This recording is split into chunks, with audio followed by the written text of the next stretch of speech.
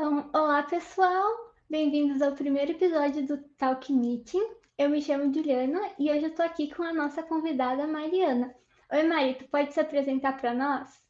Oi, gente. Então, boa tarde a todos. Para quem não me conhece, meu nome é Mariana Fronza, eu tenho 26 anos, eu sou formada em biotecnologia e eu sou aquilo que a gente chama de porcelana da casa, porque eu fiz o meu mestrado e agora eu estou no meu último ano de doutorado em biotecnologia no programa de pós-graduação da Universidade Federal de Pelotas.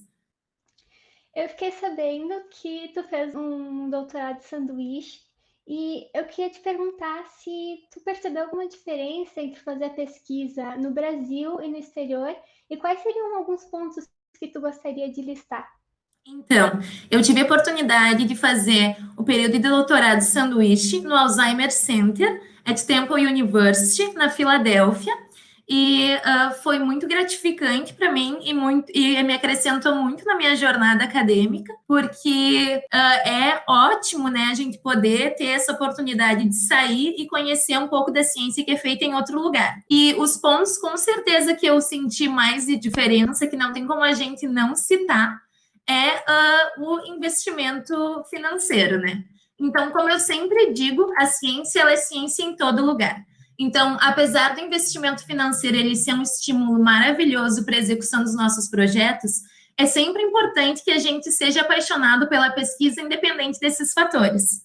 Mas fazer ciência nos Estados Unidos, que é onde eu tive a oportunidade, podendo então comprar qualquer reagente, independente do valor, e muitas vezes esse reagente chegar no outro dia ou em uma semana, que o que é muito diferente do que a gente está acostumado aqui no Brasil, né? Onde a gente tem um orçamento apertado e muitas vezes o que a gente encomenda demora semanas para chegar. Ele é como fazer ciência fora da caixa, porque como tu pensar, olhar os seus resultados de que tu está tendo e poder investigar qualquer coisa que tu quiser, né? Então é muito legal e muito ele abre a tua perspectiva de ciência, assim. Só que isso também te tira um pouco da tua zona de conforto, justamente porque tu pode pesquisar sobre tudo e que exige bastante estudo. Não que exija estudo fazer doutorado no Brasil, é claro.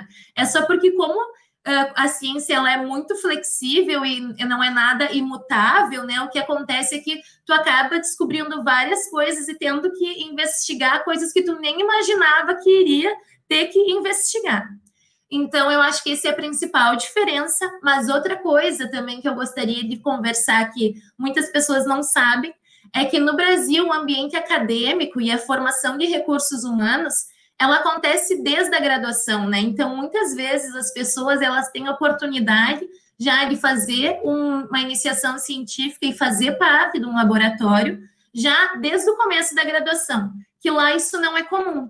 Então, o que eu vejo é que o ambiente acadêmico no Brasil e a formação de recursos humanos, ela tem até um traço um pouco mais lúdico e muito mais leve de conviver.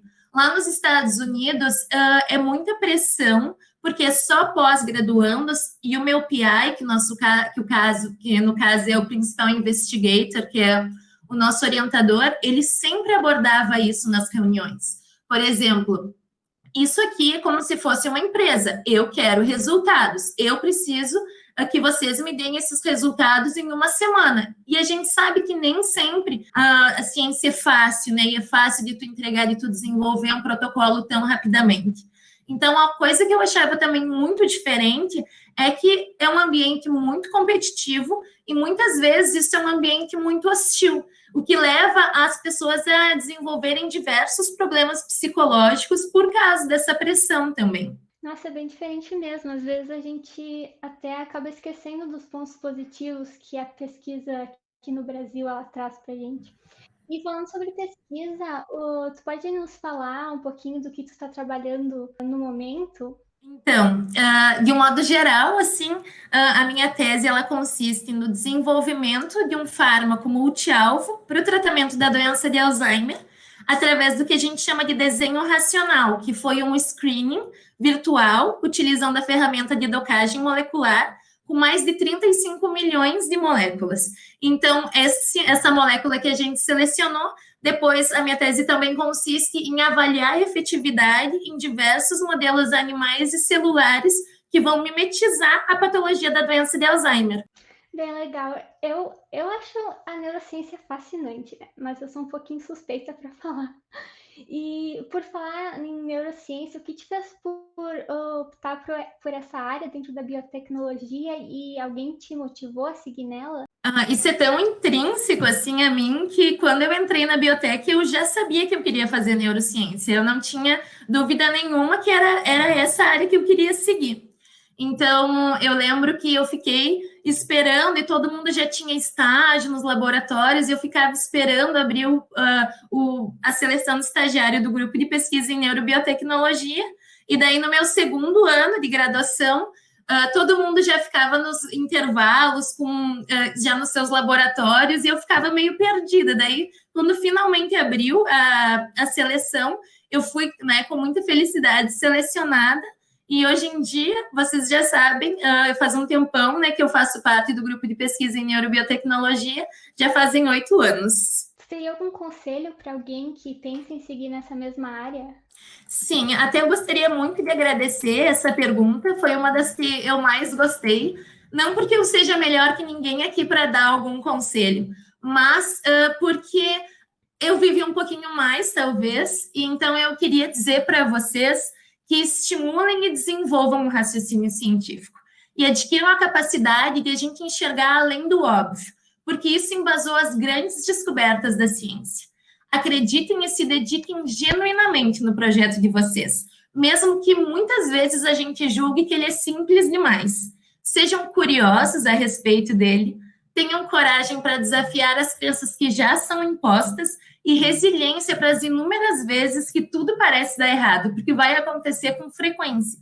Mas, acima de tudo, se apaixonem todos os dias pela ciência e pela educação, porque e as oportunidades que essas ferramentas nos dão para tornar o mundo um lugar um pouquinho melhor. É um ótimo conselho. E, por fim, nós queríamos saber como foi a experiência e o processo de seleção para participar do evento Valor da Ciência Diálogo Nobel Brasil.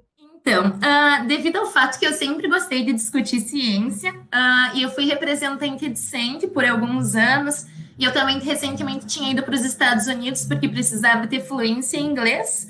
E, claro, eu tenho um currículo um pouco competitivo porque eu sempre me dediquei bastante para a ciência. O colegiado do programa de pós-graduação em biotecnologia, numa reunião, eles decidiram me indicar para essa seleção. Quando eles me ligaram para pedir se eu aceitava, é claro que eu fiquei muito feliz e orgulhosa de representar, né, o nosso programa na seleção que aconteceria a nível nacional. Então, essa seleção a nível nacional, ela iria considerar tanto o currículo Lattes quanto a justificativa do programa. E quando eu recebi o e-mail me selecionando, eu fiquei muito surpresa, porque eu nunca imaginava que eu seria escolhida para representar a região sul. E essa experiência, ela foi muito gratificante para mim, porque eu acho que para qualquer aspirante a cientista, né, poder falar com um prêmio Nobel é no mínimo inspirador. E não só o prêmio Nobel, mas também os diversos professores altamente qualificados que fazem parte da Academia Brasileira de Ciências. Então, foi um momento muito feliz da minha vida, que eu tenho certeza que eu vou guardar com todo carinho nas minhas memórias. E eu espero que eu tenha representado bem todos nós que acreditamos em ciência, porque o suporte e o apoio de vocês, não só naquele momento, mas durante todo esse processo, ele sempre foi muito importante para mim. Com certeza, a gente se orgulha muito. Então, Mari, muito obrigada pela tua disponibilidade. Foi muito bom conhecer um pouquinho da tua trajetória. O prazer foi meu. Podem sempre contar comigo. É uma honra poder, né, estar conversando um pouquinho mais com vocês e conversando sobre ciência, que eu acho que é um tema que a gente precisa sempre abordar, ainda mais em tempos como esse. Muito obrigada. Então tá, até mais. Obrigada. Até mais, pessoal. Até mais. Tchau, tchau.